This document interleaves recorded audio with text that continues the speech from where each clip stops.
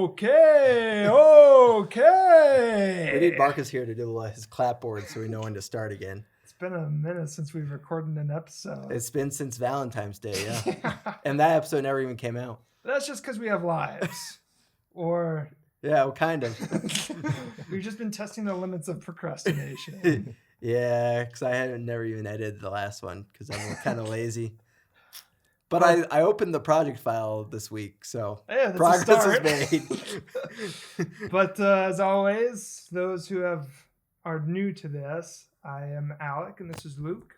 We're your hosts of Between the Reels, and today we have brought our friend Cam onto the podcast. Yes. Thanks for having me. Yes. Cam, explain why you're here and why you're such an expert in your field and why we had to bring you today specifically. We're talking about Star Wars today, and all things, everything's Star Wars. And you can tell I'm just such a big fan by my lack of Star Wars apparel today. Yeah, come on, man. Yeah, your shirt's the best one. I don't know. I kind of like your shirt. Yeah, mine's like the art, the Ralph McQuarrie art, which I dig. I got this on my mission, but I saw one the other day at Walmart, and it was a Millennium Falcon shirt, and it had like labels of different parts of the Millennium Falcon. It's kind of cool. I am a sucker for Star Wars T-shirts. I will buy them if they're ever like on sale somewhere, like a Target or a Goodwill or something like. Sounds like you need to get the Disney jersey shirts. No, those are kind of expensive, even though they were awesome. I like. Did you look at a picture of it? Yeah, he showed it, and they were sick. Especially like you get like the episode 1 or 2 or whatever and right here, and the back is like a big giant mural. Yeah, it's tempting. It is definitely tempting. So today, all Star Wars. Normally we just kind of talk about movies on this, but Star Wars is one of those exceptions. Yeah, I mean, Star Wars is a movie franchise, it definitely fits within our parameters, but we're also like, we grew up in the early 2000s. Star Wars was a big deal back then, and it still is a big deal, but yeah, it was definitely a big deal, I think, for our generation. I think Luke and Cam are probably two of the biggest Star Wars fans that I personally know. Yeah. So we're the biggest nerds on the planet, and I'm willing to die on this game. I will not make that claim. Just kidding. There was people way more into Star Wars than I am, and I am really into it. But I love Star Wars. I'm not nearly as knowledgeable as you, but I do love it. So, but anyways, Star Wars. What is it? There's a whole lot of things coming up with Star Wars. A lot of cool projects. And, we're in the midst of one right now. I know. We're gonna go see Mandalorian and Grogu. Oh, nice. Yeah, we just got tickets. I could see if we get a ticket for Cam too. Yeah. If you want to go, I'll have to take a look. But yeah, because that's Mando and Grogu's basically exactly a month out. We're in Maul Shadow Lords currently. I know, kind of a bummer. It's not coming out before May 4th or like around that. The movie? Yeah. Yeah. The finale of Maul is on May 4th, like the last 2 episodes. I didn't realize that. But I mean, technically, Orthodox Star Wars Day is May 25th because that's when the original Star Wars came out. So, like, it's coming out for that day. But I understand why Disney put it up for Memorial Day weekend because they're trying to make as much money off if they can. Honestly, I don't think it's going to do that hot at the box office. It'd probably do like solo numbers. Did you guys see the trailer? Yeah. I saw the latest trailer once. I haven't seen it. I've been trying to like avoid a little bit of it because I feel like the first 2 trailers I'm like, okay, I saw enough. I don't need to know too much more before I've seen all the cool shots from the movie already in the trailers. Did you see the clip that recently, No. I did. with Zeb? Yeah, a lot of people are very skeptical of this 1-minute teaser that they showed on the Late Show. It was with Jimmy Fallon or Jimmy Kimmel. Jimmy Fallon always shows off, usually Star Wars clips. I think it looks fun. And that's what the essence of Star Wars is. It's supposed to be a fun story. There's going to be some goofy stuff that happens and maybe some good, one-liners. Well, Zeb Rebels started off as one of the goofier Star Wars projects and then it kind of matured into a more like adult like thing. But Zeb was always like a pretty goofy character in a goofy show. Yeah. And so like it's gonna be interesting to see because he popped up in one episode in The Mandalorian, but he was just like him at a bar saying, "What's up?" And I was like, "That's it." And so I'll be curious to see the full like him in action. How like he had a lot of quips in Rebels. I don't know how quippy he'll. I didn't see the clip, so maybe he has a bunch of. Or if it ends up tying into anything specific with like Rebels or like the new Ahsoka show. Yeah, or the new Ahsoka show. Be interesting. Yeah, because he was the only member of the original Rebels crew that didn't show up in the first season of Ahsoka, but he showed up in except for Kanan. Well, that's true. Kanan had a photo.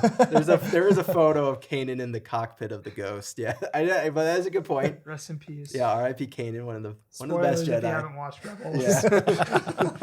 Yeah. I figured if you're a Star Wars fan and you're watching this, you probably know what happens to Kanan Jarrus. Yeah, Rebels is probably one of my favorite pieces of Star Wars media. It is very good. I definitely don't like it as much as you. Probably because when it came out, I was like, well, it's not as good as Clone Wars. And so I kind of had that mindset for most of it.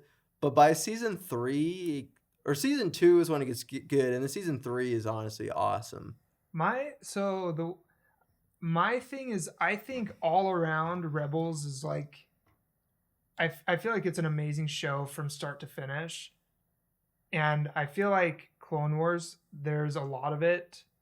And it has really amazing moments, but it's high highs and low lows. Yeah. You're telling me the episode with the droids? Yeah, the droid mission is not your favorite arc from the Clone Wars? Yeah. The funny thing is that arc is like sandwiched in between two of the best arcs, but like is like you have the Darth Maul arc on one, and then the other one I think is either like the Ahsoka on the Run arc, and then you have 4 or 5 episodes just droids walking around the desert.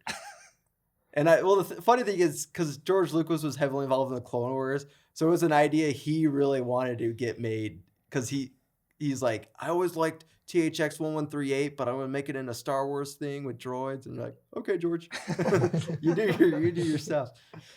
And you know what? It was fine, but like, it's just one of those things again where it's like I feel like Rebels is just like an overall from start to finish, just.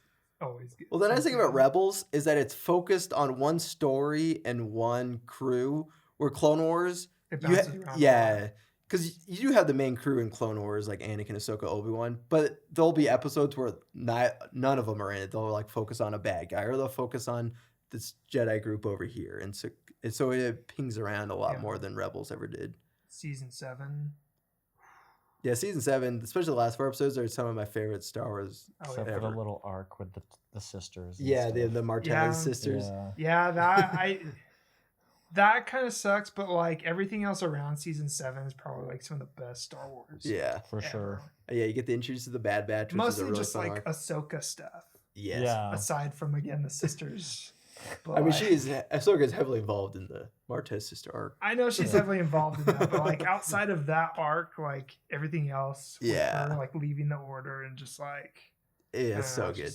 To me, season 6 also has some of my favorite stuff, like the Fives episodes, and I know that we're not just in all Clone Wars, but like the Fives arc in season 6 is so good. Honestly, you could probably do like a whole episode on Clone Wars. That's the thing. Is like we're talking broad Star Wars today, but we honestly could do more episodes where we just focus on specific stuff if we really wanted. Oh yeah.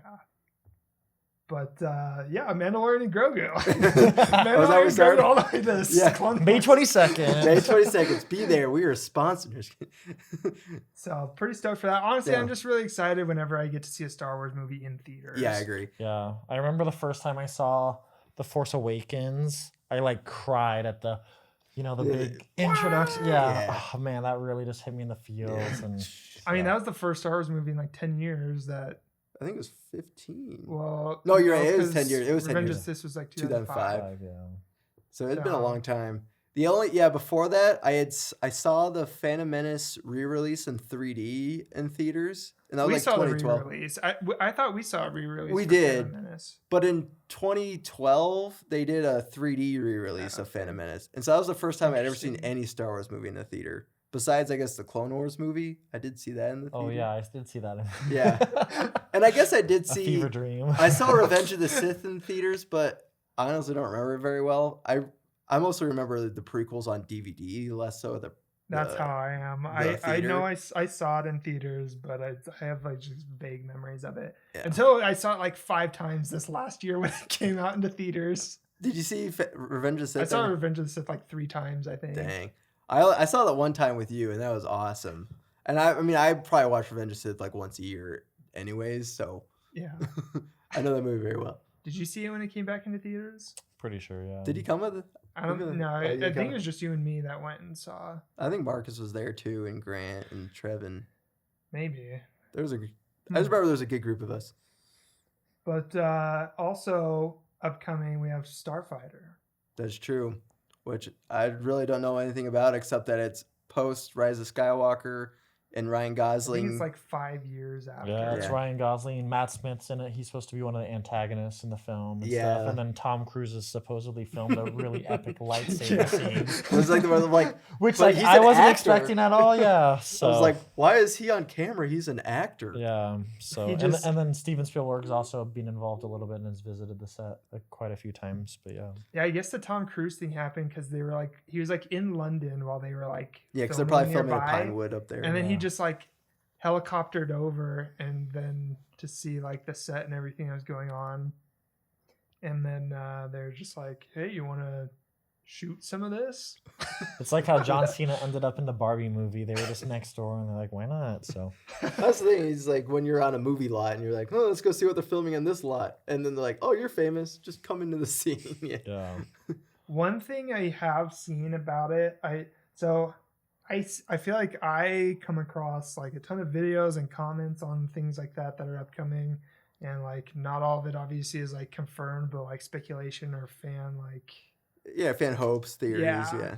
But I've seen some concern with the Starfighter movie just because of the way that it's being portrayed, because they've released a couple of like images of the cast. You know, they released the cast, they've shown like a couple images. The images are cool too.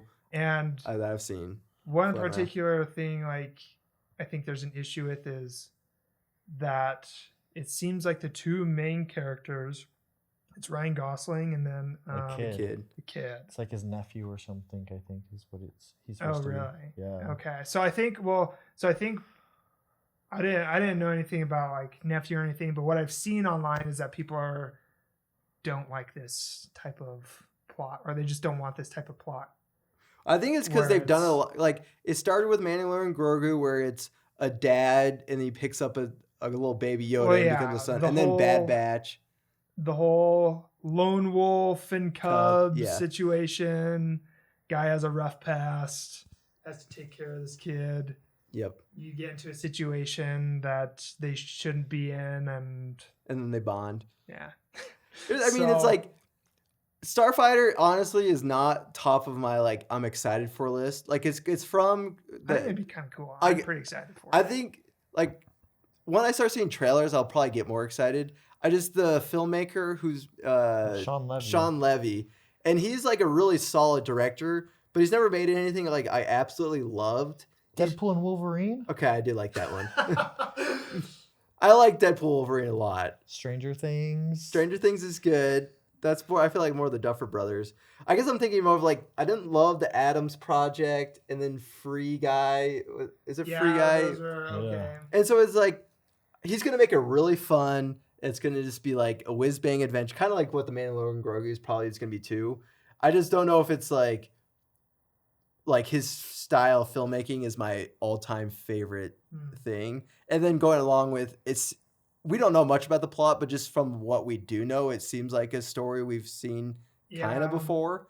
But Star Wars is good at that. Look. Yeah. Oh, I'm not. Yeah.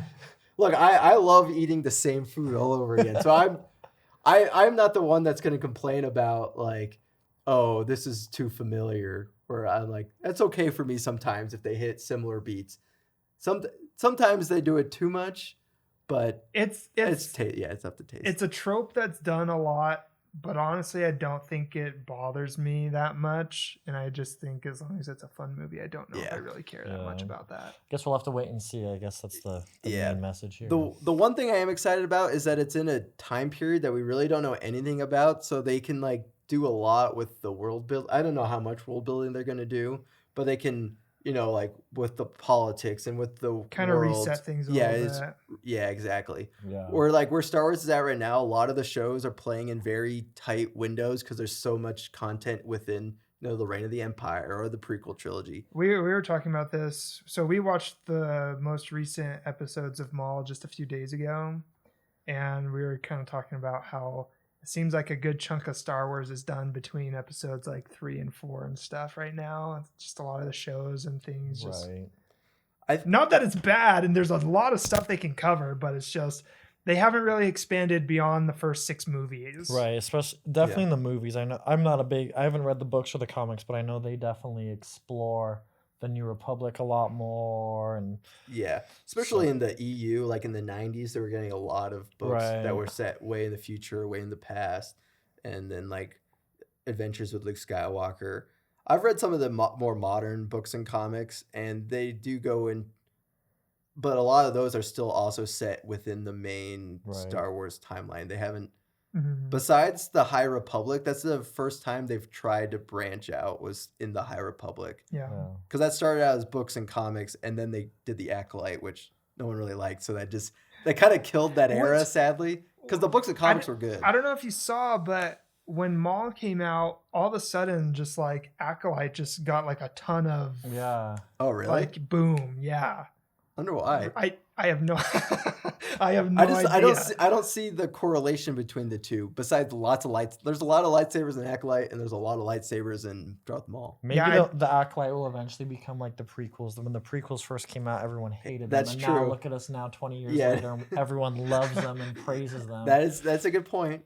And then, I mean, the same could be said about the sequels. They're just like every generation, it's gonna have their idea what Star Wars is, and then what news come out, they're not gonna like it. But then the kids that grew up on it will probably end up loving it, type of thing.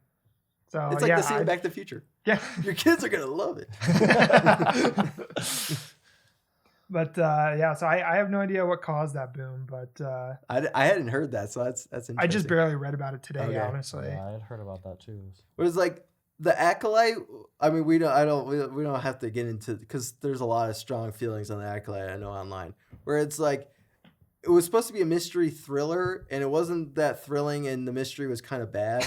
But the lightsabers there wasn't a whole lot of mystery, and there wasn't a whole lot of thrilling. Gianni Bundy's birthday was long though. I know, everyone got pissed about that, and so there's just a lot that I didn't love. But there were some awesome lightsaber battles, because they did them kind of based off like Crouching Tiger, Hidden Dragon type, whatever that Chinese. So they're like very Chinese influenced lightsaber fights.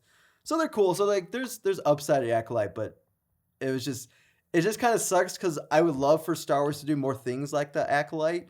Yeah. But just like, take bigger swings, go into different eras. It's going to be hard, because it has to be really good to get people to want to watch something that's not set in something that they well known, like Reign of the Empire, which is everyone knows that, because everyone knows the original Star Wars and that aesthetic with the Empire and Rebels. And so to branch out, it's going to have to take a really good story and a really like something that really hooks audiences, not that are like normal audiences, not just me who watches just about anything anyways. Yeah. I know that we've talked a bit about some of the projects that we want to see together. What I guess where do you want to see them dive into? I think going back to the New Republic would be really cool. It's a completely unexplored era. You can build a new kind of time period that's completely isolated from what we know, except probably Yoda might be around because he's stupid old and stuff. Yeah. But I think that would be kind of cool. I don't know. The nice thing about it is, we've got lots of franchises that just kind of stay in the same kind of story. You think of Jurassic Park and the Jurassic World, they just get repetitive. But Star Wars is so big; it's an infinite galaxy that you've got so many options. I just think you need a compelling story instead of we've kind of oversaturated the market with, this boom of Disney got Star Wars, so we got to produce all this content. And some things were really great, and then there was a lot of stuff that was like pretty they milk the things that they do good. And they try to just keep it going. If you can just have a compelling story, people will watch it, and I think that's what they've kind of done now. Is they had this big influx, and now they're working on the quality stuff. So there's a couple like announced movies that we'll see how they end up too. Yeah. Well, Lando would be kind of cool. I know that's still within the same like era, but like again, I think it's just one of those things where there's still so much that they can explore. Yeah. And I think it'd be kind of fun. Yeah. Well, the movie business is in an interesting spot because, like, in the 2010s, if you released anything with like a DC logo, Marvel logo, Star Wars logo, it did a lot of money. But now I feel like audiences have kind of like grown tired of just seeing the same stuff over and over again. So it's just like, for like these big franchises, they have to be more careful with what they put out. And so hopefully that means they'll focus more on like, let's tell a cool story and less of like, let's try to get 3 movies out in a year type. Right. Because it's like, we're not in the heyday of the 2010s where if you release a Marvel movie, it always made $1 billion. It was because it hadn't been done, Yeah. Now we have like 30 Marvel movies, and it's just like we have, and there's like 12 Star Wars movies at this point now, and there's like you said, 30 Marvel movies. We've seen a bunch of really cool superhero and Star Wars stuff, and so you it has really have to make stick out. Yeah, to bring audiences back, you have to make something that it's gonna stick, not just because it's like, oh, it's still the Empire and stuff. Mm-hmm. That's why I like it when they do like different bad guys and things like that. Like the Batman that came out, obviously, I mean, Riddler's been done before, but not in this style, and that was way back in what, like, was it the 90s or something? Jim Carrey. It's like early 90s. Yeah, something like that. And also the tone, like, even though it is a Batman movie, it felt very different than the Christopher Nolan Batman movies, where this was much more of like a police procedural, and like it kind of felt like Seven, like the David Fincher movie. And so my big hope for Star Wars, and the problem with this is like this also can mean they can get backlash if the movie doesn't do well. Where like I was kind of excited with the Taika Waititi Star Wars movie because I was like, I would love to see Taika Waititi make one of his movies, but in the Star Wars universe. But obviously, his humor can rub people the wrong way. So it's just like it's hard for them to make that leap because there's always going to be people that are going to be like, oh, I hate that idea. Yeah. But I would love to see them get really cool filmmakers and have them make like their version of Star Wars, but with like their style with it. Yeah. I kind of want to lean away from movies and do more animated shows. I've talked about this with Luke. I really, really want to see like a Old Republic in the same style as like Clone Wars, Rebels, Maul. I love that animation style. I was excited that they're coming out with Maul and doing more of that. Yep. And I was, because like when I finished Rebels, I was just like, oh man, I want more to watch in this.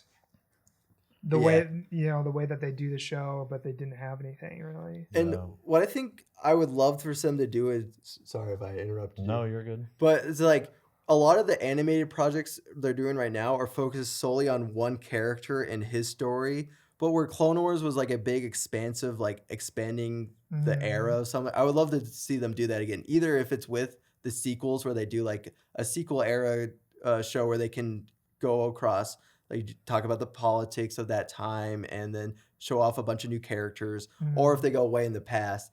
But I would love them to become a little more broader instead of like all their shows are so hyper focused on just one character, one story, instead of like huge world building type shows. Yeah. That's kind of why I like the like going the Old Republic route. Is there's a lot that they can do there. Yeah. And because it's basically untouched at this point. Oh yeah, except for like the games. Yeah. Well, it's like in modern canon, it's untouched. Yeah. So. And then you could bring in the best elements from the Knights of the Old Republic games, and then the MMO. I don't know. Like I know the Knights of the Republic story a little bit. I actually don't know how the MMO story fits in, if it does at all or not. Yeah, I don't know. I know it's just all I know is it's like thousands of years before. Yeah, and it's like it's kind of like the start of the Sith Order type of ideal and stuff. Even that would be like a cool movie, just exploring the start of the Sith. Honestly, anything. Dude, They a announced show. that movie, but then they don't know. Oh, really? Yeah, the guy James Mangold, he made the Bob Dylan movie. Mm-hmm. They announced a few years ago at like a Star Wars celebration. Could be called Dawn of the Jedi or something, something like that. Oh yeah. And so I'm guessing that also probably that's a little pre Old Republic because it's like the start of like religion almost in this point. But I don't know whatever happened to it because they haven't talked about it in like 3 years. Yeah, well, actually, so the big news was Kathleen Kennedy announced that she was going to leave Lucasfilms. That was she did. Yeah, she did this earlier this year, and she did an interview with Deadline, and they kind of they asked them specifically about all these projects, and she said that Mangold and Bo Wellman had wrote an incredible script, but it's breaking the mold and it's on hold. Taika's turned in his script. It's hilarious and great. She did. Donald Glover's turned in a script. Oh yeah, for Lando. Yep. Steve Soderbergh and Adam Driver turned in a script. So like, there's lots of things that have been submitted, but since she's leaving, she doesn't want to start it. Yep. But they have 2 movies in the pipeline right now. Yeah, there's the New Jedi Order, and then there's also Dave Filoni's New Republic movie. Yeah. Dave Filoni. Yeah. So like, I would love to see a lot, like especially stuff that opens new eras. Like I would love to see it, but who knows if they'll ever get the okay from Disney to make some of these movies. You just got to be bold, and take risks. Unfortunately, now when you're owned by a company that like Disney who answers to Wall Street and investors and a big board, the decisions are a lot more financial than creative. When it was George, there was a lot more of like, hey, this will be fun. He ran the company. Yeah, let's just do this and see what happens. Yeah. And that's how we got Clone Wars, because he's like, well, let's try it. I do think a show, again, animated, revolving around Sith and like their rise and kind of like their start and beginning and things like that, and just going through different Sith orders and stuff would be pretty cool. That'd be kind of cool. Like it'd be like a History Channel show, but for Sith. Next week on the History Channel, how did Darth Bane create the rule of 2? Yeah. It's just like a whole season could be with like regarding like one like a certain Sith Lord, and then you just kind of you follow along, keep following along, and it still like expands into like Jedi Order and things during that time, but it's like from the perspective and or like point of view of like the Sith Lord instead. Yeah, interesting. I feel like they ultimately, I think Disney Plus has shown that it's not making as much money as they thought it would, so I think you gotta go big on the movies, and then maybe you supplement the movies with the TV shows, and you can make them animated, or you can do live action ones, but I think you got to come out and have like a big movie. Yeah, movies are where the money's at. Yeah, unfortunately. So even though most of my favorite projects are the animated or even the live action TV series that they've done. Speaking of animated TV series, Maul. We haven't really touched base with Maul at all. Yeah, we're in the midst of it right now. I know. It is so good. And it's like the highest rated Star Wars, like piece of Star Wars media right now. Yeah. At least show wise, I think it is. I know it's just like it's a very similar team to the Clone Wars and Rebels, and it's basically the same creative team that did Bad Batch.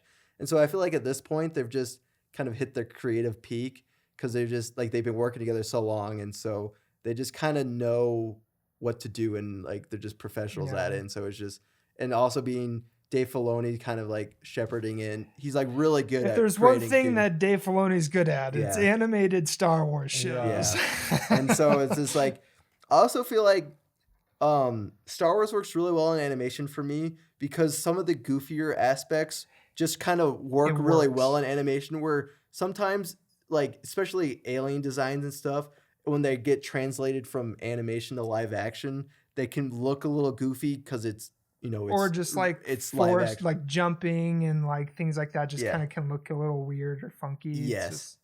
And so in animation, they can all kind of just sing because they're all in the same art style. And also like with the planets I always feel like are way cooler in the animated side, just because you have so much more creative freedom with how wacky planets can be Yeah. without going overboard and be like, that's dumb. Yeah. And so I was pretty bummed that the fight though with Maul and the Inquisitor Marok. was First brother. short. Yeah. Like, I don't know. Well, like it was a couple minutes long, but like it just felt super short. And it was it's a just so cool. prelude. Yeah. It's a I know. prelude. Yeah, it's gonna get epic. I know. He's does his Inquisitor lightsaber that starts to spin, and then Oh. It, like, I was almost like, hits let me his show you head. how it's really done. Yeah. I'm like, manual spinning. Yeah. And- You're a cheater. Yeah. Devin is done pretty well. I like that you see just her conflict and stuff from the very first like couple like scene where she wants to scenes steal the like, dude, we're starving. I just want a piece of fruit and mass. I like how like by the books Master Daki is. He's like, no, we must rely on the kindness of others. Yeah. And you're like, bro, no one likes you guys. And he's like, anymore. excuse me, but would you mind? Yeah. And he eat you down. Yeah. Yeah, so I like that. I mean, you can kind of just see that conflict from her from the beginning, and then you can kind of see Maul capitalizing on it, and you just know where it's going, and it just makes sense, and it doesn't feel rushed because it's like she's already feeling these ways, and you can see it.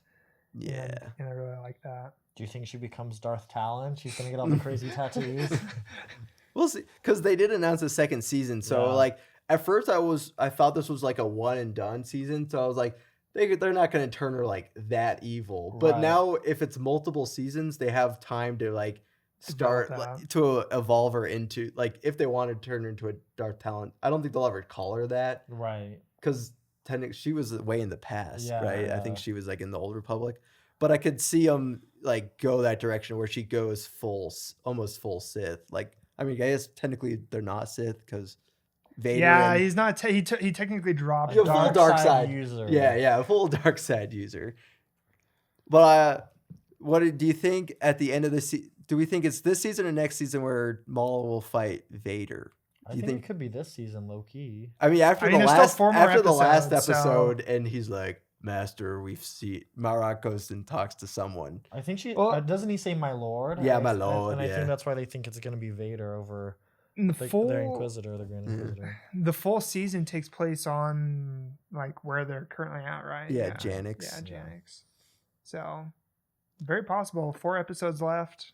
Yeah, and if they build him into that Maul that we see in the credits of Solo: A Star Wars Story as the Yeah, he's like the kingpin. kingpin of all the galactic. Yeah. demons. It would be curious because like we've all seen Rebels, and by the end of when we meet him in Rebels, he's kind of like an old man, and he's lost everything. So it'd be cool. I love him in Rebels. I do too, because he's like kind of a crazy old man at this point because he's gained so much, but by this point he's lost everything. Yeah. And so it'll be curious if the show goes on long enough to show his huge rise to power during this time period, but then how he loses it all. Yeah. Uh-huh. And then by the end of Rebels, where all he has left is his hatred of Obi-Wan, because that's the only thing that can kind of And get him I guess through. trying to get Ezra to be to be his honest. apprentice. And Yeah. But there's got to be some sort of conflict with Darth Vader, like in Rebels specifically. When Vader shows up, He's is- like, He's like, oh, frick. I can't do this by myself. And Yeah. Maybe it is because he's old but like I think he's gonna fight him and Yeah, I feel like he has a knowledge, even if they haven't fought, like a knowledge that I'm not as strong as this guy anymore. Yeah, it'll be interesting because you do see at the end of Clone Wars, he gets absolutely just wrecked by Palpatine. Yes. Like, Which is pretty he's just on freaking a sweet. totally different power level. Yeah. And so it'll be interesting to see how they scale him with Darth Yeah. Vader. They got to make Vader scary. I think like that's one thing that Rogue One did really well is just because he is this menace, and then like Rebels did a really good job of that too. But you got to make him this big bad guy who can just destroy. He's playing with peasants essentially. Yeah. So it'd be fun to see him go up against Well, more lightsabers. Yeah, because it would be like I feel like he'd beat Maul, but it would still be in a way where it's not like he's just gonna toy with Maul and beat him super easily. Because honestly, they were both Maul's sick. probably one of the more interesting characters in Star Wars. I think they've done some pretty incredible stuff with him. I'm glad they didn't just like leave it after episode 1. Yeah. Well, it's interesting because, I mean, episode 1, he's not really a character. He's more of just Yeah. like the devil that represents all evil. He could have become a Glub Shido. Yeah, basically, because he has 1 or 2 lines of dialogue. That's it. But like, and then bringing him back into Clone Wars, they kind of made him into like, you kind of see his insecurities because of he did fail. And so he's trying to prove himself the whole time that he does deserve to be this, second best, Right. behind. And like he keeps failing at that because he can't let go of the fact that I know I should be the apprentice of the Sith Lord, not Dooku, not Vader. Like, I'm also really glad they have expanded Dooku a bit as well with the Tales of the... Yeah. The Tales of series mostly are forgettable, but the Dooku story was so good. Did you watch those? Yeah, I think they've been great. I wish they would do more. Maybe that's how you can start to introduce the Sith, is do a Dawn of this. Tales of the Sith. Tales of the Sith, I should say, and there's a lot of stories you could add to it. Yeah, they've all been enjoyable, but a lot of them I just kind of like, I don't know if I needed to know that story. But the Count Dooku one, I was like, oh, I'm so glad I saw his perspective and how he fell and what it caused him to be what caused him to be a Sith. And I was like, that was like much needed knowledge as a prequel fan. Well, you can see it because what I like about it is because, I mean, he was on the right track. Essentially, I mean, the Jedi Order was essentially just they're already on the way out. Yeah, like and more morality wise. Yeah, and he, I mean, he saw that. Qui-Gon kind of knew that, so he never really joined the council and stuff like that, and he just kind of did his own thing as a Jedi. And Ahsoka saw that it was corrupt. Like, it's just these he didn't go about it the right way, but yes, I mean, it seemed like he kind of tried to in the beginning, but it wasn't working. Yeah, and I like Dooku where his fall to the dark side is more of like a political issue where he's like, man, the Jedi, we're not doing enough to help those. We're too bureaucratic. Yeah. Where a lot of like the falls to the dark side is because like they want power. Well, I mean, Dooku does want power, but they want but he wants it for, it sounds like, for kind of like different for different reasons. Because I like Dooku as like this old polite gentleman type who falls to the dark side, not like like Darth Maul is more like the monster that falls to the dark side, and where Anakin is kind of like the sad boy that falls to the dark side, I guess is the best way to put it. Like he's almost like a surrogate for the audience of like, this is what like even you, a good person, can fall to the dark side. Where Count Dooku is like the political idealist that's like he's almost like knows too much how the sausage is made. He's like, oh, we can do better. Yeah. And then that leads him down to some dark paths. Yeah, I think what they've done with him is pretty great. They probably don't need to really expand on him much more than what they did with the Tales, but I was just happy to get it where like, because he shows up in Attack of the Clones and you don't really know anything about him. They're like, oh yeah, he left the Jedi Order and now he's a Sith, and you're like, what? And they don't explain it at all in Attack of the Clones. And then and then he tries. I mean, there's that scene where he has like Obi-Wan captured and he tries to like talk to him, but it obviously gets cut short and it doesn't work. And in Attack of the Clones, that's one of my favorite scenes in Attack of the Clones. Mm-hmm. And he's like, what if I told you that the Sith have infiltrated the Republic? And Obi was like, nope. You're like, he did. Yeah. And then movie 3, he's like, gone. Yeah. Real quick. Yeah, it's like the first 20 minutes of the movie, he's dead. So, but yeah, so I'm pretty excited with everything that's been happening with Maul. And I mean, overall, I don't think I really have too many complaints with Star Wars and in the way that they've been. Yeah, I guess especially on the animated side. Yeah. Like, I've enjoyed every animated project that they've. Well, except there's one that I don't love, but we'll talk about it if we do the tier list. Oh yeah, well, yeah. But for the most part, everything animated, especially, has been really well done. Yeah. Any other projects coming up that you're pretty excited for, or is that? There's Ahsoka season 2. Oh yeah, that's in post production, and people think there hasn't been a date announced, but it will be sometime. It will be later this year. Yeah, is what people. And then there's. I'm pretty. Did you like season 1 of that? Yeah, I enjoyed it. I think it took there was a lot of world building and There's a lot of establishing setup, who people are, especially if you're a more casual fan who hasn't watched the animated series. I've got, family members that watch the live action series, and I'm like, watch the animated series. Yeah. There's Dude, it fills even in better so stuff. much. Yeah, and Especially they won't, for that show. Yeah, so I think it's a lot of world building, but they've said that this is going to be more action. There's going to be a big fight between Thrawn and Admiral Akbar, so a cool space battle. That's sweet, yeah. So it should be good. Speaking of action, I'm a very big action person. I love action, and I think that's part of the reason I like I've watched Revenge of the Sith enough times that to know that the story is like the dialogue through the prequels is pretty cheesy and whatnot, but the choreography between the fight scenes is just untouched. It is so good, and that's also part of the reason I like the animated shows is because there's just a lot more they can do with fighting as well, and there's it just a lot looks more way more epic. Yeah.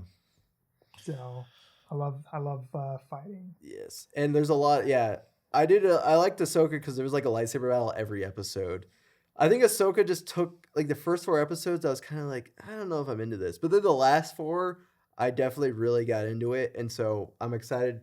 It got to the point where I was like, okay, this is really good. It just took me 4 episodes to kind of get into it. It started off slow, but once it started going, and it's confirmed that Hayden Christensen will be back for the 2nd season at some point. So I wonder if they also might be able to sneak in Ewan McGregor and have Obi-Wan in there too. That would be pretty sweet. I feel like they need to do a little bit better with the de-aging stuff. I know it's kind of tough, but it looked better in Ahsoka than it did in the Mandalorian shows and stuff. With Luke, yeah. Yeah, with Luke. Yeah.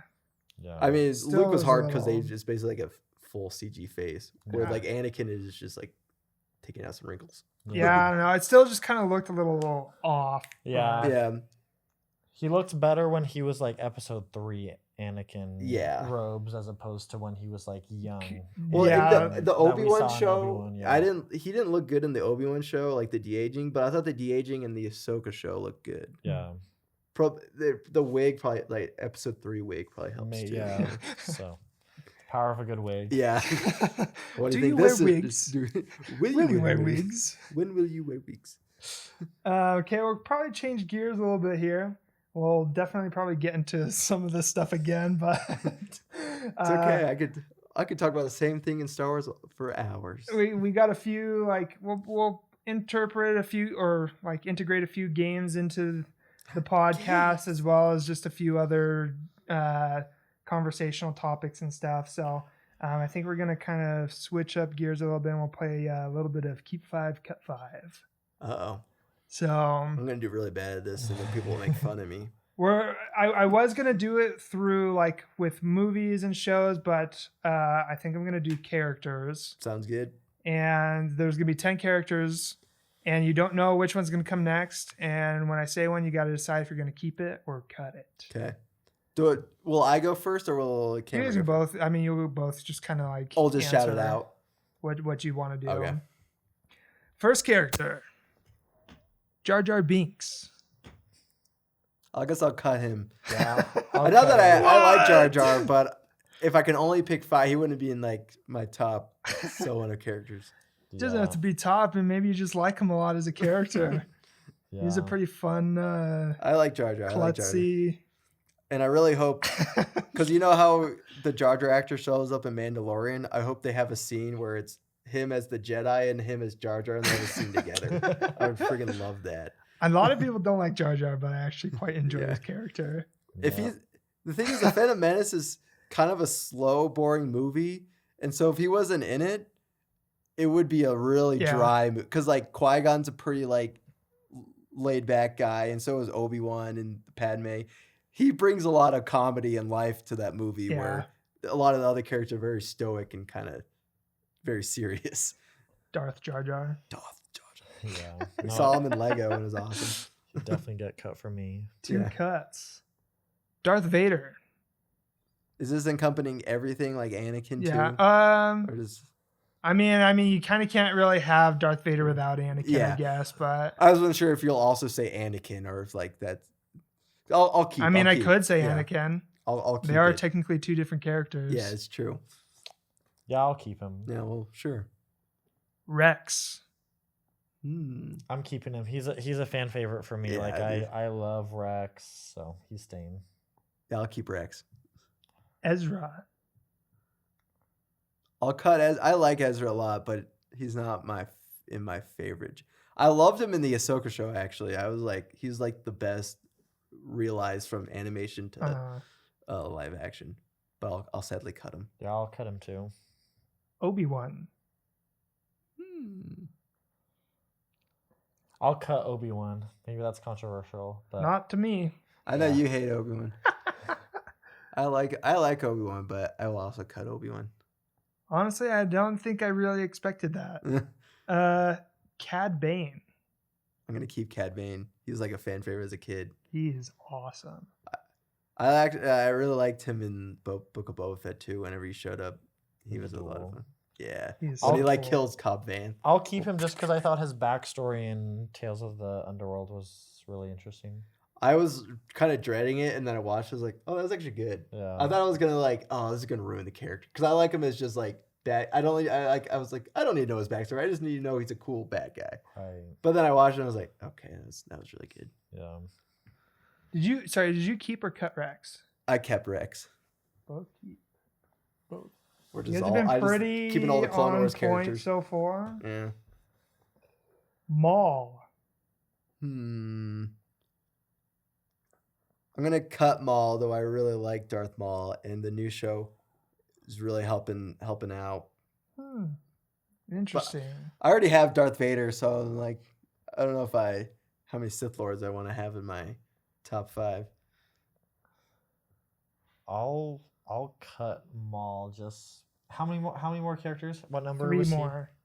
And I've already picked 4. I think. So you guys we have picked kept 3, right? You guys have kept Darth Vader, you've kept Rex, and you've kept Cad Bane. So there's 2 more to keep, and I didn't realize there's only 3 more left. and 1 more to cut. Okay. You keeping, or you're keeping your I'll keep my 3. Yeah. Yeah, I'll keep my 3. Han Solo? Yeah, I'll keep Han Solo. I'll cut Han Solo. Really? Yeah, I like Han, but there's I other just like characters I love more. the original trilogy, so it's like I a lot of those. love Han Solo. Yeah. Ahsoka. I'll cut Ahsoka. I'm not like I like Ahsoka, but she isn't as beloved to me as she is for like a lot of the other fans, you know. Yeah. You actually have to keep the last 2 because you cut Han Solo. Okay. But did you say you're keeping or cutting, Luke? I'm gonna cut. Let's see, where are you at with cuts too? I think I need 1 more. Yeah. So you guys are both forced to keep the last one. Yep. Okay. Ben Quadneros. Oh heck yeah. Yeah, I'll take I can't be mad about that. So, all right. That was pretty. That honestly went a little bit different than I expected it to go. I didn't realize there was only like 10 names that was going on. Yeah, just keep 5, cut 5. So there's 10. 10 total. So. Well, I'm done. That's okay. The best of us. Well, I mean, I'm not mad at the list though. Ben Quadinaros is one of those one of the best background characters. one of the best Glub Shadows. Glub Shadows, yeah. I was gonna put Definitely. Sebaceous B. Crumb, but I put Ben Quadneros in there.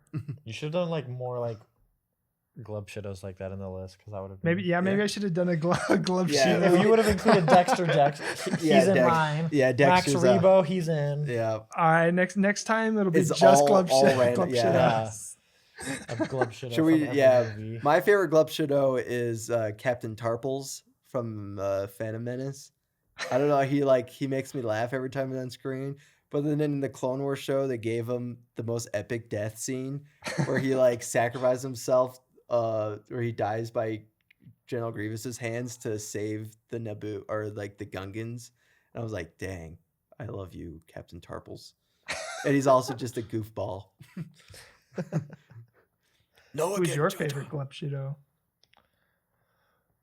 I do really enjoy Dexter. That is His voice is so Camino good. Saberdars. Yeah. Depends how good your manners are. Yeah. How big your pocketbook is. Yeah, he's awesome. He's like pulls up his pants. Yeah, and he's got like his apron and it's covered in all these stains and stuff. Yeah. He's got a great smile. Glipshadows. All right. Let's move into hot takes. Star Wars hot takes. Okay. I'll try not to spend too much time on this so that we can we'll probably want to get into we want all the hate online. Some other stuff here. So what's your Star Wars hot take, Cam?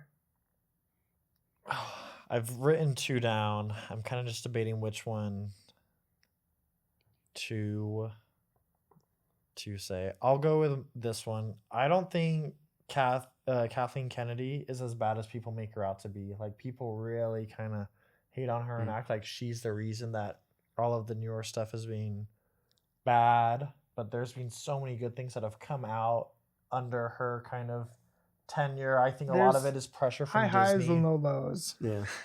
I don't feel like the lows are as bad as people make them out to be.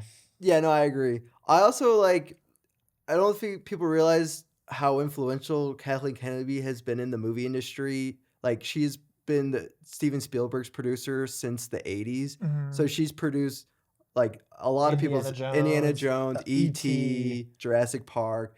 So it's like, she is definitely like one of the greatest movie producers that's ever existed. And though I don't think she's been perfect at Star Wars, and a lot of it has to fall on her. I also love a lot of what she's done with even if it's just Mandalorian and or I don't love Rogue One as much as some other people, but Rogue One is a really well blown. Or Andor, like Tony Gilroy has come out and said repeatedly that like Kathleen Kennedy was a huge pushing to be like, like keep giving them money, like we're gonna keep doing this, and like gave him what he needed, and ultimately I think that's like one of the best Star Wars pieces that they've made ever. I think what Kathleen Kennedy's really good at is finding directors and then letting the directors kind of make their vision. So JJ got to make like a very JJ Star Wars movie, and then Ryan made his. But the problem is there wasn't like the overarching plan, and so that's when people got mad at her. Where it's like, oh, why does it feel like this isn't as cohesive? Because her talent is as a producer, like letting the director kind of make what they want to make, and that's where Andor was really nice, where Tony Gilroy had the complete vision of season 1 and 2, and so he kind of got to make what he wanted to make, and it was awesome. Right. Honestly, I don't know if I really I don't have a big opposition against that, so I'm curious to see what your other hot take is. Maybe it's because there's a lot of people that don't like minority and stuff, and it's like that with not just Star Wars and the rest of the world too, but and I feel like there's a very loud opposition to everything, and she's the scapegoat for everything that's gone wrong and all the good stuff. It's not, they won't give her credit for. It's Tony Gilroy's or Dave Filoni's brilliance. It wasn't actually her. They've worked around her. And I just think that she's hated unnecessarily. I feel like as a movie producer, she's one of the greatest movie producers ever. As a studio head, because this is her first time, she had some missteps, and that's okay, because it's and I do think it's different than being a movie producer. And part of it, I think, also is on Disney being like, all right, we've got it.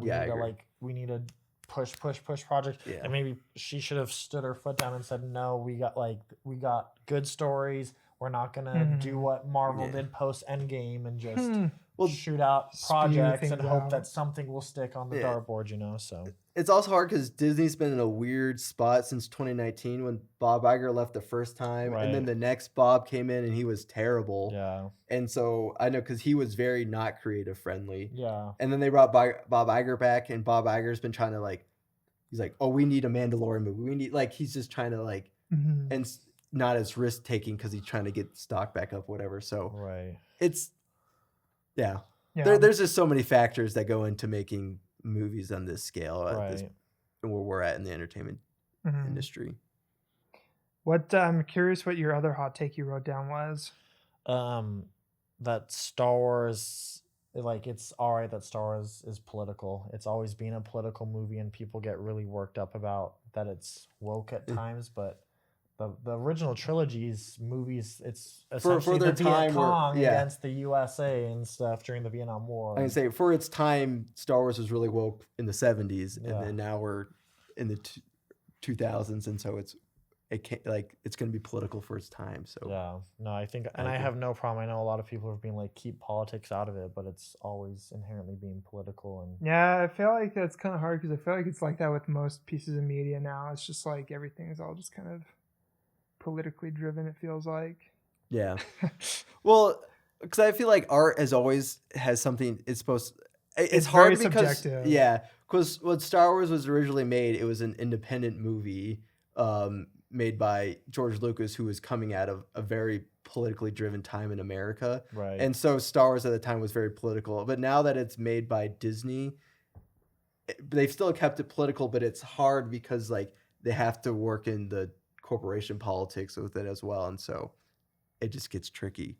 But I agree. Yeah, it's funny. Everyone. I mean, Andor is the most politically thing they've ever made. Yeah. Or even look at like the Phantom Menace. The whole plot is about blocked trade routes, and what are we doing right now? Yeah, there's a blocked trade route in the world, and that's where our global conflict is right now. Yes. I kind of hate how bad of a rap Phantom Menace gets, and maybe that's like one of those things where it's like there's like just a loud minority for it. I like that movie a lot. I just think when it came out, it wasn't what they wanted. It was very different than the original trilogy because it was the first thing Star Wars since then. But now looking back, Revenge of the Sith is still my favorite of the prequels, but Phantom Menace has such a beautiful charm to it, where it's like it was the last Star Wars movie, or at least of the George Lucas Star Wars movies, to be shot on film, to use real sets, and it had tons of miniatures. Because by Attack of the Clones, it was all CG, green screen, yeah. But they still had some models in the other ones. But Phantom Menace like used a lot of the old school film techniques that look really good with also modern technology of the late 90s. So I love the Phantom. Like that's not my hot take, but I do like it. Anyways, yes. What do you got for us? Let's see here. I guess I think one of my all-time favorite lightsaber battles. You're gonna hate this one. Oh yeah, we already freaking talked about this. The stupid battle with Obi-Wan and Darth Vader. Is that what you're going for? No, I'm gonna say is in Episode 7 between Rey and Kylo Ren. To me, it's the only lightsaber battle that really shows how dangerous lightsabers can be. Where it's like they're both really not well trained. And so it's just kind of like a brutal battle between these like people with these energy blades that can slice through things like instantly. Kylo Ren is like he's one of my favorite. Well trained, I guess. Yeah, I wouldn't say he's not staff and stuff. So, but it's just like because people love the prequel. I also like the prequel because they're very fluid and they're like clean. Where in the original trilogy, it's more like. There's not as much of that fluidity, and so in the sequels they try to bring it back to that, but it's just like it feels like kind of dirty and gritty, and I love that about I think I pretty much hate any lightsaber or battle outside of the prequel trilogy. That's a crazy. That is a crazy take. That might be your hot take. Yeah, dude, they're so good. They're so fast and just like it's so pleasing to watch. It is very. I mean. Episode 1 is still probably my favorite lightsaber battle, but I just love how it's like it's in the snow. There's interactive lighting with the lightsabers. It's just like so pleasing to watch. Cut down, yeah. And so it's just like it depends what I'm in the mood for. But that Episode 7 lightsaber battle is like really like I love how dirty and gritty and just like Kylo Ren gets whacked at one point and like makes them even more angry and yeah. I know that's a hot take, but I love that Episode 7 lightsaber battle. I recently rewatched the sequel movies because I know you are a fan of Episode 8, and so I was like, maybe I should rewatch these and just kind of like see, because it's been a while since I've watched them. I still had kind of a tough time. That's okay. I remember absolutely loving 7 in theaters, and not that I didn't like it when I rewatched it, but it was just like it was different. Maybe it just kind of wears off because the hype. We're not in the hype train that like I still really like 7, but it's like when it came out, it was like the coolest thing ever. Yeah, no, I think 7. I think J.J. Abrams did a solid job of making the start of a new trilogy. Like he used the formula that has Star Wars been overdone in Star Wars. You know, there's a giant planet-killing device, sphere, planet, or whatever space station, whatever you want, and the good guys need to blow it up in time. And I think it was a great way. I think he introduced new characters really well. He reintroduced beloved characters. I liked the 7. I think it's actually probably one of the better. I think 7 is the best out of the sequels. I'd still say 8 is the. So 7 is the most. I think 7 is the most consistent, and it's a really well paced and really well made movie. Even if it shares a lot of similarities with the original Star Wars, where 8, the highs, at least to me, are so high, and then like there's some lows in 8, but just like. 8 is one of the most like for me emotional movies. Like I get so emotional watching episode 8, especially with Luke's journey, and then like the lesson that Yoda teaches Luke in the end. It's like I don't know, it's beautiful to me. I don't mind 8 if you get rid of the Canto Bight casino stuff, and then get rid of Leia flying through the air to save herself. Besides that, I don't mind it. But that's like. What about the romance? There's not like a Luke has a funny like, or not a funny, but you have like a romance, like you have a Rey and Kylo Ren edit a Reylo on YouTube. I really like the Reylo, especially in 8. I feel like that became more of a romance in like the 9 though. Like it was the start of it in 8. But... but the 8th is when it's like really like Ben Swallow. Ben Swallow. I really like 8 is the one that made me really like. 9 is fine. Like I don't really like the 9th movie that much. I think that's a pretty like standard take on the sequels. My hot take, Luke knows this very well, is I'm not an Obi-Wan fan. Yeah, I do. I don't disagree with that at all, because I think that's the whole like the fight with Maul and Qui-Gon and Obi-Wan. It's called the Duel of the Fates. And it's because if Anakin is trained by Qui-Gon, I don't think Anakin falls to the dark side, because why Qui-Gon's a good master is he sees the problems with the Jedi Order. And I think it's a result of him being the apprentice of Dooku. But Obi-Wan is so into the dogma of it, he's like Yoda and Mace Windu, and that's the reason why Anakin ultimately falls. It's his fate is because the problem I have. So I think Obi-Wan's a fine. I've always thought that he's a fine character, but I think what's kind of driven me nuts is the fact that people glaze him as the ideal perfect Jedi that like sets the standard, and that drives me nuts because I do not believe that at all. He's a lapdog to the council, and just like he's a soldier. He's not a keeper of peace, and he takes the rules of the council and stuff take precedence over like anything else, and I don't agree with that. I think there's a sense of empathy that and sympathy that the Jedi need to have for for people, and I don't feel like he really has that. And I think Ahsoka's not my favorite character, but I love that they had her leave the Order, and because she's like, you guys have lost your way. And because sometimes Star Wars feels the need for like, if you leave the Order, you become a Sith. That's your next logical. But like Ahsoka leaves because she's like, I'm not like, I know the ideals of the Jedi, and the Jedi Order is not currently following them. Yeah. And that was like such a powerful moment for me as a kid to kind of realize, where it's like she had to make her own decision for what she knew was best, and that's something that Obi-Wan. Even though I feel like Obi-Wan does try to do what he sees as best, Obi-Wan overall it still comes down to like he's following too much following the rules. Following the rules. Yeah. And Like, I get that he's gone through a lot of his own tragedies and things, and he's, and that's one of the big arguments that I see people make is like, oh, but he's been like through X, Y, and Z, and he still is on the light side and still chooses and the Jedi, and it's just like that's not all that there is to it, Yeah. And one of the things you were talking about was Qui-Gon Jinn being Anakin's master, and I think that would be a huge difference. That, or I saw something Mace Windu being Anakin's master in a way where he uses Vapod, to use those darker feelings and things like that for his advantage, Right. but still was on the light side. Oh, I feel like Mace Windu would have driven him to the dark side so quickly because Yeah. they hated each other.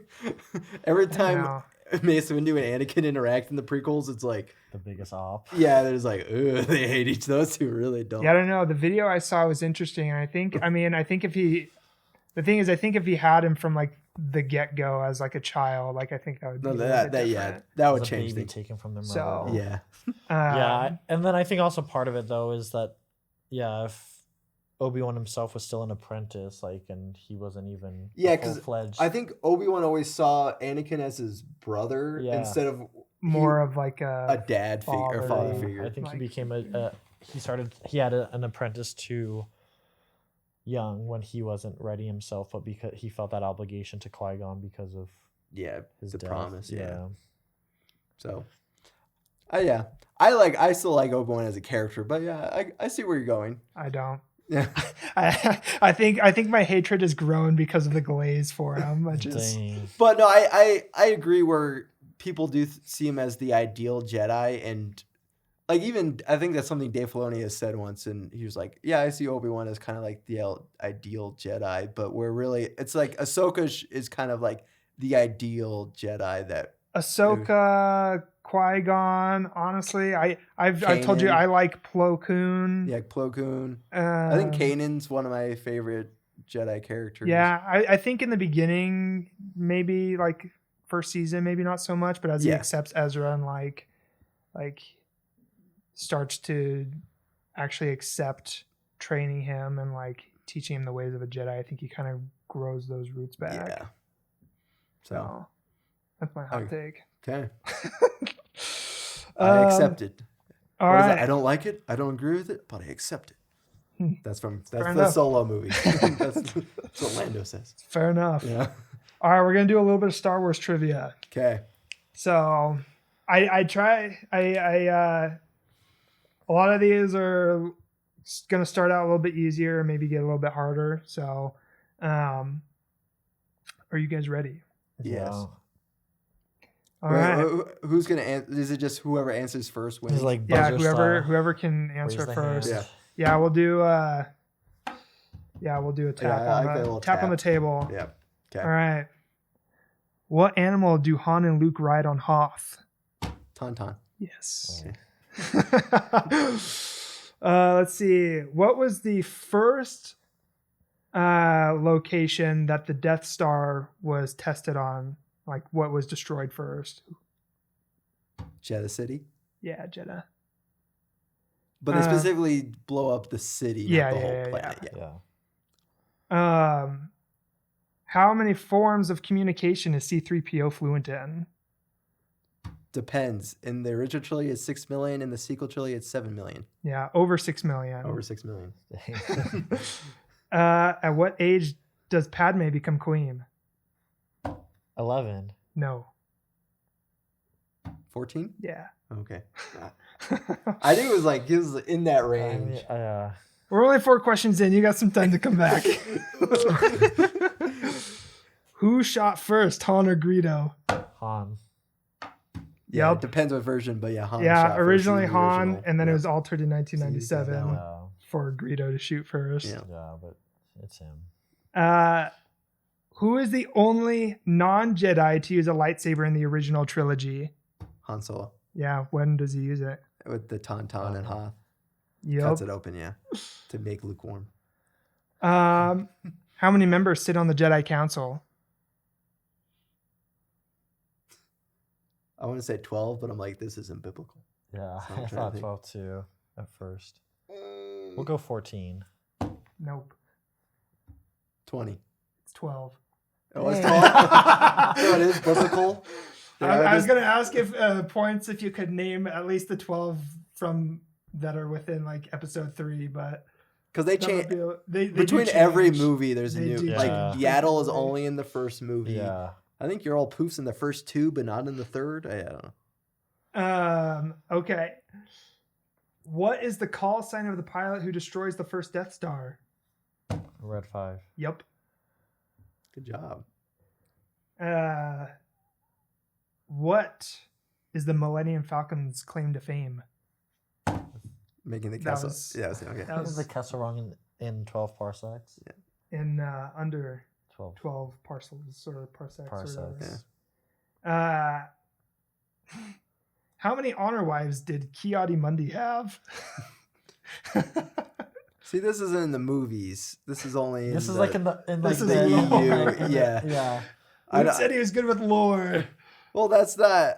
I thought we were talking like in the movies. He had lore. multiple because It of was their just like Star Wars the, lore. Yeah. 'cause Yeah. of How his many species. honor wives? I don't know, 7. 4. Okay. Oh, I was gonna say 3. 3. Oh, you've been closer to me. You would have won. What cosmic role was Anakin believed to be destined to take up in the Clone Wars? He was going to replace the father in the realm of Mortis. Yup. Maintain balance between the son and the daughter. Yeah, son and daughter. And last question. What was the Grand Inquisitor's role before becoming the Grand Inquisitor? He was actually one of the Jedi temple guards who like escorts Ahsoka out. Yep. But yeah. Very Smart man. nice. I That's think, all the questions. I think we tied.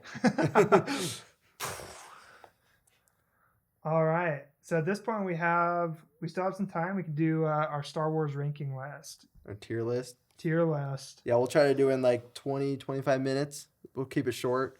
So basically there's S tier, which is I call Mortis God tier, and then the A tier is Jedi Master, B tier is Jedi Knight, C tier Jedi Padawan, D tier Jedi Youngling, and then F tier is Bantha Poodoo.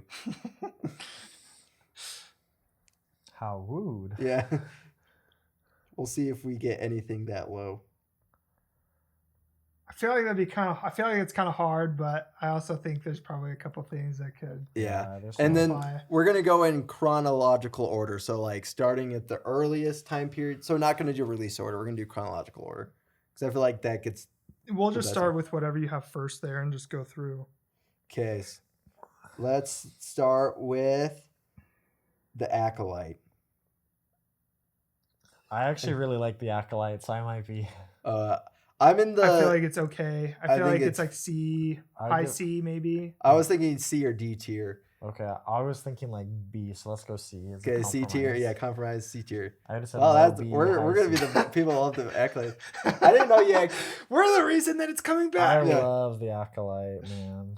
I I thought it was fine. Yeah, they had its moments that I really liked it. I just wish it was a more thrill. Like I was expecting like a thriller, Yeah. and it wasn't. It didn't quite hit that for me. Okay, let's go. Phantom Menace. I'm like in a B. I'm thinking a B, high a B. Yeah, B tier. Dang, that's really generous. I would have gone like low C. Low maybe C. even Dude, do you not D. like? You really don't like it? I think most of the prequels aren't that good. Oh. Yeah, I would be kind of low on it. Okay, so should we put in B or C? Because we all said B, and you said we'll do low B. I think that's either high C or low B. We'll do a B tier for it. Okay. Crazy. Attack of the Clones. Again, that should be low. For I me. think to me this is one of my least favorite Star Wars movies. So It's I want to like say the- I D. still love The it. only I would thing say that's- low C. good about it is the clones, and even then, most of them. Are I still think it's Yeah. just a very entertaining No, I movie. think I would put it like like a D. Okay, we're gonna do D because we both said Yeah. D. Okay, the Star Wars: The Clone Wars movie. Again, that's not a good one. That should be a D. I think I think it's it's below D. a D. Yeah. So you want to put it all the way in Bantha Poodoo? Or do we want to? No, I don't think it's. I don't think it's. But I think it is below. I think it's below Attack of the Clones. I do enjoy Attack of the Clones more. Okay, so we'll put it below Attack of the Clones. Yeah. Okay, now just the Clone Wars show in general. The Clone Wars, I think that should be like a low B, because the highs are really high, but then there are just the most random arcs, and it's hard because there are S tier arcs, but then there are also like C and D tier arcs, and so you have to. It's hard because it's such a long show. I kind of want to put even it like a mid B, maybe high. And even the first season isn't that great. It's a lot of just by season 3 is when it starts getting to be really good. So we'll put it above Phantom Menace, but still in the B tier. Yeah, I would definitely put that above Phantom. Okay, Revenge of the Sith. This one I'm in a high B, low A tier is where I'm at with. I put that one in a C. I absolutely love that movie. So I know you guys aren't going to agree with what I want to put it, but I like the fight. The Order 66 Past is great, but I personally put Revenge of the Sith at an A. A, and I said B, and you said C. Yeah. So we should do a high B tier. Like a B. High B. Okay. It's above. But should we put it above? It's above Phantom for sure. No, I was just putting it in there. But should we put it above Clone Wars, or do you want? Which one would you rather have? Clone Wars above or Revenge of the Sith? I would probably put Clone Wars above. I don't know. The highs are way better than any lightsaber battle. That's fair. Okay, let's just do the Tales of series. So that's Tales of the Jedi, Tales of the Empire, Tales of the Underworld. The only thing I really like about those is Dooku. Yeah. So I'm in a C tier. That's crazy. Not like the Ahsoka one, not the Cad Bane. I like the Ahsoka one's fine. I didn't mind I thought the Varys one could have been a lot better, but I would still put it at a C. I'm thinking low B, high C is where I'm at. I would put it at C. Yeah, I put it at C. Okay, C. Do we want it above the Acolyte? Do you like it more than the Acolyte or less than the Acolyte? I'll probably put it below Acolyte. Okay, below Acolyte. We'll do that. I'm trying to think of what even is the second story in the Tales of the Underworld. It's Cad Bane, and who's the other one? Oh, Asajj Ventress. It's fine. It's fine. I didn't mind the Asajj one was good. Yeah. I'd say I think they're all good. It's just they don't stick in my besides the Dooku one. I have a hard time remembering. I have to really think about. Yeah, I'm because in especially the Tales of the Empire, I'm there's the Barriss Offee one, and then it's what's her name, the Morgan Elsbeth from Mandalorian. Yeah. So I do have a hard time with that one. Okay, the Bad Batch. That one's got to be S tier. Oh, whoa, you love the Bad Batch, though? I'm probably a B. I'm in a high B tier. Dang, that's crazy. I think that's a straight fire. So do we put that in A then? Well, maybe not S. Okay, I'll go down to A on it. Okay, so let's put a high. Let's do a high B tier. We could. I think either high B or low A. I think it's just crazy. Our first A tier is the Bad Batch. I love the Bad Batch. If it's low, that does. There's still more. So okay, we'll put it in A tier. I really like the Bad Batch. I think it's just not personally my I don't go to it, but not necessarily because it's not well told. It's just thing is, I'll rewatch Clone Wars, I'll rewatch Rebels and stuff all the time. I've seen Bad Batch once. I don't care to watch it again. Interesting. Okay. But it was really good, and so I put it. For me, it's a B. Do we have Clone Wars season 7 as a separate thing? No, part of Clone Wars? I just put it all. Oh, that's what makes it hard. Okay, because if we did Clone Wars season 7, that would put S or A tier. I would put that high A just because. Again, the Martinez sisters. Yeah, that's what makes it hard. Where it's all of you'd have to do Clone Wars and it's by arc and do its own tier list. Mm-hmm. But since it is encompassing everything, wait, that's crazy. Then that we have Clone Wars at B. Then that's what I was. So that's I kind of wanted to put it I would put that. I would put. I would say put Clone Wars up at A. Okay. Put Clone Wars up at A and Bad Batch also A. It's a low A. Yeah, I think they're both low A's. I like it better than Bad Batch, but I do too. I would put it above Bad Batch. Yeah. So we changed that. So now we got Clone Wars and Bad Batch both in A tier. Okay. Now we have Maul Shadow Lord, even though it's not finished, so it's hard. It's not finished, but man, is it good? I'm in an A. I'm in an A tier. I could go higher. So far, I'm in A. Okay, Yeah, I'd put it. It really just, I A. mean, they could totally botch like one of the Yeah. last 4 episodes. Like, so that one's like with an asterisk just because we've only seen 6 episodes of it. Yeah. I think I like it so far better than the other 2 A's we have. Yeah. Okay. Solo, a Star Wars story. I don't think that's like. I think it's hated too much. I think it's a enjoy- fun movie. I've been like a B. C. Yeah, I could be your C tier. I would put it B or low B, high C. High Yeah. C. High C. High C. High C. I We'll don't do even. I would put it a little. I would do low B personally. low B. Are you okay with low B? B tier? I mean, probably the lowest in the B. Yeah. I'll put it. It's behind Phantom Menace right now because there's only 3 things. That's crazy. 'cause Yeah, it's I'd definitely prob- not I- better than Phantom Menace. I in would my put that opinion. above. Oh, I don't know. Okay. Next is Andor. S tier. We all okay with I that? S think tier, that's a yeah. pretty. Yeah. Our first S tier is Andor seasons 1 and 2. Okay, this one's I'm gonna have a Rogue One. I personally I would have it in either high B or low A. I would have it in A. I would put it in B personally, but I can go to A. It's just I think I lean towards A. A. Okay, I'll put it. Do you want it above or behind Bad Batch? Above Bad Batch. Yeah. Okay, above Bad Batch, But below but below Maul and Clone Clone Wars. Wars. Okay. It's so good. I love the ending. I think it's a little clunky to where it gets to, like just on a filmmaking level, just because they had a director and then they Reshot it. reshot a lot of it. But the ending is so good that it kind of makes up for the clunkiness in the middle. Yeah, no, I love that one. Okay, now we're in Star Wars: A New Hope or the original Star Wars. This one I want to put S tier just I because put S. just because it's the original and I do love it and it's what started all off. So, do we want it above Andor or below Andor? I was gonna go to Tosh Station to pick up some power converters.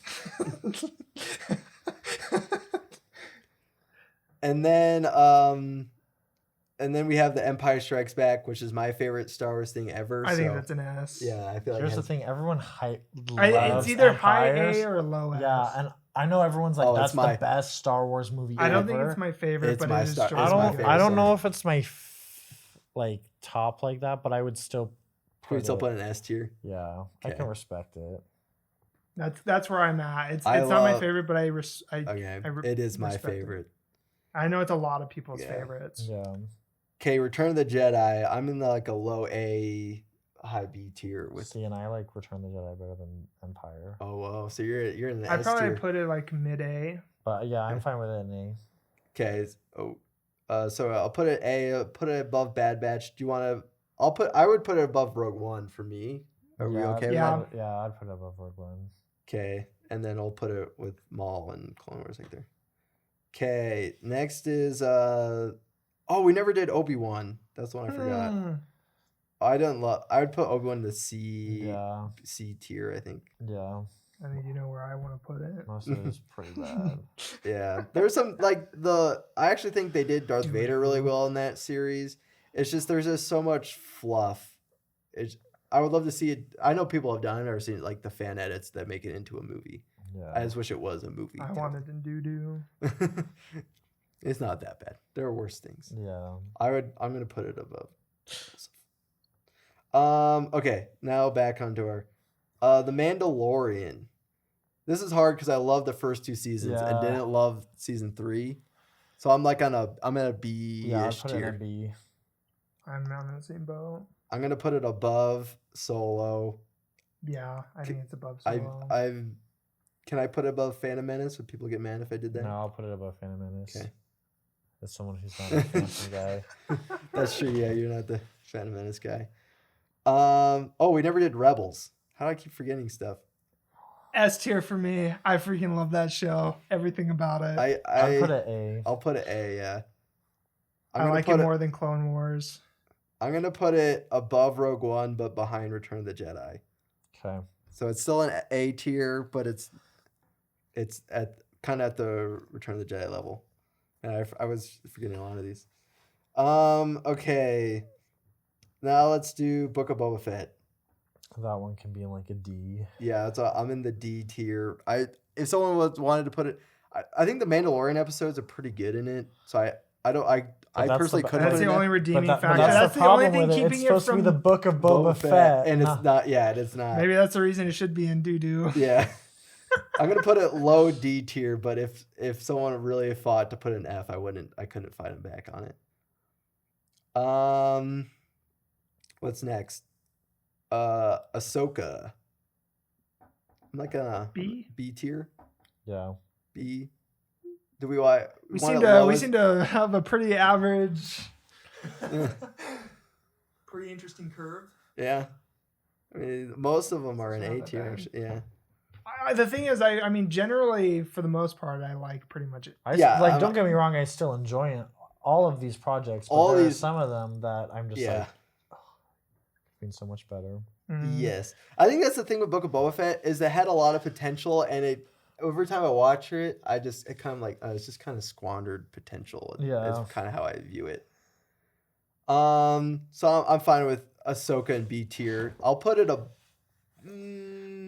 are we fine with it as the lowest in B tier? Sure. Yeah, that's fine with me. Okay. Skeleton Crew. I actually really love Skeleton. I would put that like a solid A. I think is the one thing on here that I really haven't seen yet. So. Okay. Man, I just thought that was like quintessential Star Wars. Like it's fun. Like it's not too scary. Like it's got some cool. You know, the aliens. The aliens, yeah. I really like Jude Law's character. I think he's like and they didn't do, I thought that for sure they would do like, oh, he has a heart, like, but he's really deep down, he's just a pirate and a scoundrel. I really like Jude Law. Yeah, and I liked SM-33. Yeah, Shmi.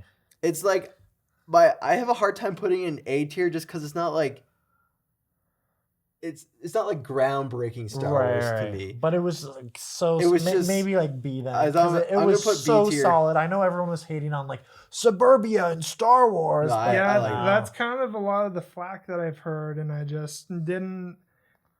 There are other projects that I needed to watch first. Like Andor was one that I needed to watch before because it took me a while to start that, just because long episodes. Andor's a lot, like, because they're hour-long episodes, and they're not easy watches. So I put it in B tier. I'll put it behind Mandalorian. Okay. Star Wars Resistance. This is like the one animated project I don't love. Yeah, I've actually never seen it. I didn't like the I could put it in doo-doo. Yeah, the animation style's bad. I actually think the characters are kind of fun, but they don't do anything interesting with the plot. Like the only redeeming quality is that the characters are kind of fun and wacky, and you can have a good time with them. But I honestly sometimes forget this exists, so I'll put it in doo-doo. Like, not that I think it's how like wooed.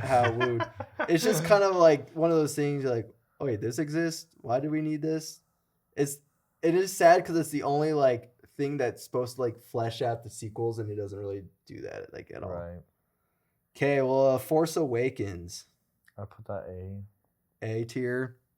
I'm like a high B. You guys are gonna like these next movies way more than me. Oh, yeah, it's true. I think Force Awakens, I'm probably at like a low B. Okay, so we'll put it B tier. So where are you guys at? So you're I'd say like low A. Low A. Yeah, I'm like a low A. So kind it's probably B. more like a mid high B. Yeah, I'll put it above Ahsoka and above Solo. I like it more than the Phantom Menace. Yeah. So I'll put it right around there. I'll like it more than Skeleton Crew. Yeah. I don't know if I like it more than Mandalorian. I'll probably like it right there. Mandalorian's tough to beat. Yeah. Those first two So seasons. I'll put it right there above Skeleton Crew, but behind Mandalorian. Okay, The Last Jedi for me is a tier, but I know it's probably not for you guys. I'd put it like a C. I'm at a C. I think it would have been, as a standalone movie, I think it would have been great, like with what Rian Johnson was trying to bring to Star Wars. Yeah. But as part of a trilogy, and I think J.J. Abrams just makes it look even worse with his 180 that he does in Episode 9. Yeah. So you want to put it in C tier? Yeah. Yeah, probably. That's sad because it would have been my A tier. And then The Rise of Skywalker, I'm like at a D tier. Yeah. But I could get talked down to an F tier as well. I would I'll put it in doo-doo. Yeah. I'll put it in D. I would have given it. I don't think it's awful, but like there are some. There are things I can redeem quality, but I'll put it the lowest. I'll put it in a D because the redeeming is the scene when Rey's there and she hears all the voices of the other Jedi, and that was such a cool scene. Yeah. Okay, there we have it. So we have an S. See, that actually didn't take us that long. Yeah, no. So in S tier, we got the original Star Wars, Empire Strikes Back, and Andor. A tier, we got Clone Wars, Maul, Return of the Jedi, Rebels, Rogue One, and Bad Batch. And then B tier, we got Revenge of the Sith, Mandalorian, Force Awakens, Skeleton Crew, Phantom Menace, Solo, and Ahsoka. C tier, we got Last Jedi, Acolyte, Obi-Wan, and the Tales of series. And then D tier, we got Attack of the Clones, Clone Wars movie, Book of Boba Fett, and then Rise of Skywalker. And then in F tier, we got Star Wars Resistance. Very nice. Okay. Good work. That was entertaining. We forgot Star Wars Jedi Adventures, the kids show. I almost put that. I have seen some episodes of it, but I haven't seen all of it, so I didn't even include I just it. know that Yoda shows up in it. He is in it, yeah. Yeah, it's pretty fun. Thank you for everybody that does watch this. We love to see participation in the comments and know what your guys' favorite Glup Shadow is. Yes. And make sure to like, subscribe, all that good stuff, and may the 4th be with you. Yes. Have a great Star Wars day, and enjoy the last few episodes of Maul, and hopefully Mando and Grogu is awesome. Woo! All right. Okay. That wasn't too bad. No, that was fun. Like time-wise, I'm saying. Yeah, I think that was probably